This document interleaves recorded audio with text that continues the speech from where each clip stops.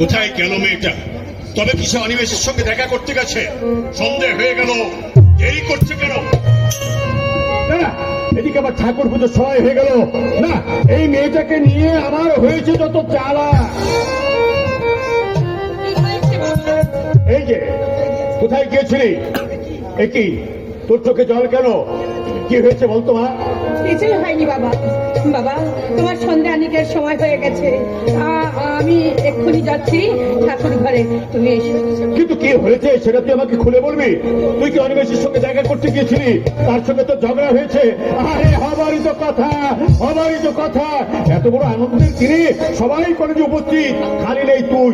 অনিমেষ অনেকবার ওদিক ওদিক তাকিয়েছিল, কিন্তু সে লজ্জায় বলতে পারেনি। আচ্ছা ঠিক আছে, আমি তাকে বুঝিয়ে বলে দেবো। বাবা, তাকে বোঝাবে তুমি? যার নিজস্ব বলতে কিছুই নেই, এক পা চলতে গেলে যার অপরের সাহায্য ছাড়া চলা সম্ভব হয় না, তাকে বুঝিয়ে তুমি কি করবে? না বাবা না, ওদের বাড়ি তুমি আর কোনোদিন যাবে না বাবা। তোর কথা তো আমি ঠিক বুঝতে পারলাম না। কি হয়েছে বলতো মা? বাবা, সত্যি করে তুমি আমায় একটা কথা বলো তো, অনিমেষের মামার সঙ্গে তোমার কি প্রতিশ্রুতি ছিল যে আমি অনিমেষের বাগদত্তা বলবো? এ কথা তোকে কে বলেছে? অনিমেষ নিজেই বলেছে বাবা। শুধু তাই নয়, তার গলার মালাটা আমার গলায় পরিয়ে দিয়ে বললে, আজ থেকে তুমি আমার বধূ। কি বলছিস তুই? বলো বলো বাবা, বলো, এ কথা কি সত্যি? বাবা, তাই যদি হয় তবে কেন তার মামা এসে আমাদের বাধা দিয়ে বললেন এ বিয়ে তিনি স্বীকার করেন না? কি এত বড় কথা বললো পীতাম্বর রায়, আর তুই চুপ করে শুনে এলি? তার কোনো প্রতিবাদই করলি না? বলো, ওরা বলুক বাবা। তুমি যে তার মাইনে করা চাকর, ওদের সঙ্গে কি আমাদের ঝগড়া করার সাথে? তাই বলে সে আমার মাথায় পা দিয়ে চলবে, আর আমি তা সহ্য করবো না। আমি এখনই যাবো তার কাছে। না বাবা না। মনে রাখিস মা, আমি শশীভূষণ গোস্বামী বিনা পরিশ্রমে কোনোদিন কারো কাছে হাত পাততে চাইনি।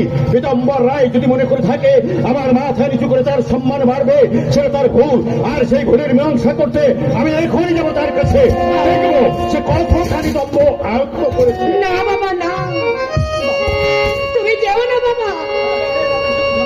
ও বাবা, প্রজা হয়ে রাজার সঙ্গে ঝগড়া করলে সম্মান তো পাবেই না, হয়তো বা অপমানিত হয়ে ফিরে আসতে হবে। এতখানি সাহস ওই পীতাম্বর রায়ের হয়নি। আর তাই যদি হয়, তাহলে যে কথা আমার বুকের মধ্যে জগদ্দল পাথরের মতো চেপে বসে আছে, সে কথা প্রকাশ করলে ওই অনিমেষ হয়তো তার দম্ভের চূড়া ভেঙে একেবারে চুরমার করে দেবে। কিন্তু আমি তা বলতে চাই না। আর সেই জন্যই আজ তাকে বলে দিয়ে আসবো যে মানুষের টাকার জন্য মানুষের মন কেনা যায় না। তার জন্য চাই আত্মত্যাগ, চাই ভালোবাসা, চাই মানুষের সঙ্গে বন্ধুত্ব। নমস্কার স্যার। নমস্কার। তুমি? হ্যাঁ স্যার, দেখতে এলাম বড়কে ছেলেকে পাস করে দিয়ে কেমন সুখে দিন গাড়াচ্ছেন, তাই দেখতে এলাম। স্যার, হাজার হোক আপনি আমার মাস্টার মশাই, আমার গুরুজন। তাই গুরুজনদেরকে অপমান করা, ব্যঙ্গ করবার মতো সে শিক্ষা তো আপনি আমার দেননি স্যার। তারপর কত পেন স্যার? বেশ মোটা অঙ্কের টাকা বাকি নিয়েছেন তো। কি ভাবছেন? ভাবছেন আমি কিছু জানি না? আমি সব জানি স্যার, সব জানি। বলি না কেন জানেন? বলি না এই জন্য যে আপনার ওই উঁচু মাথাটা পরে নিচু হয়ে যায়। তাই বলছি তোর স্যারকে, মানে আমার স্যারকে, তোর বাবাকে বলছি, আমার সেই পিতৃতুল মাস্টার মশাইকেই, যে একদিন ওই কলেজ থেকে আমাকে ঘাড় ধাক্কাতে বের করে দিয়েছিল। আমি বলছি সে আমার শ্রদ্ধ মাস্টার মশাইকে, যে এই কলেজের সমস্ত ছাত্র চেয়ে আমাকে বেশি ভালোবাসত। কি হলো? চুপ করে আছেন কেন?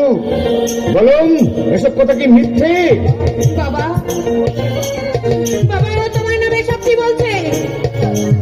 চুপ করে আছো কেন? বলো, বলো, জবাব দাও বাবা।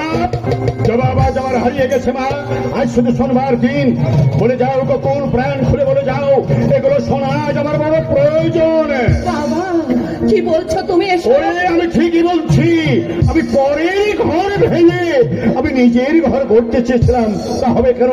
তা যদি হয় তাহলে যে ধর্ম মিথ্যা হয়ে যাবে। বাবা, তাহলে কি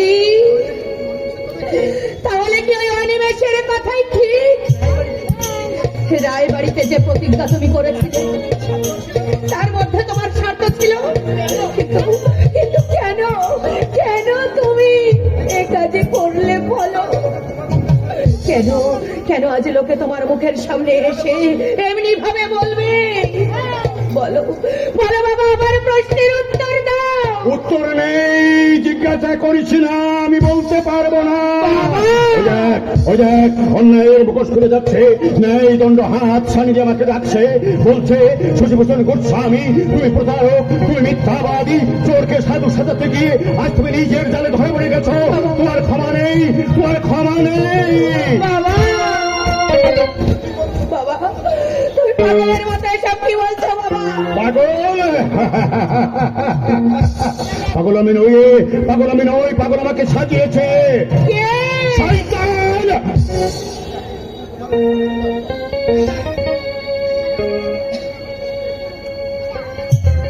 मेरा कौन से बोलने तो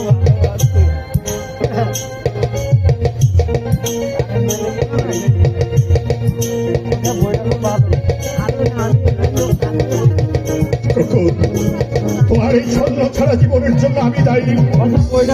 আজ শিক্ষক হয়ে তোমার দুটি হাত ধরে আমি মিনতি করছি, ফেলে আসা দিনের কথা ভুলে গিয়ে তুমি আমাকে কথা দাও গোকুল, যে তুমি আমাকে ক্ষমা করে দিলে, তুমি আমাকে ক্ষমা করে দিলে।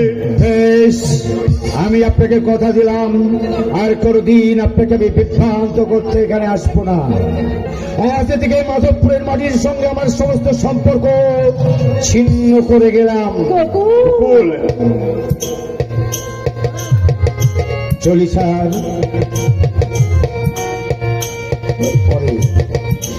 চলি স্যার।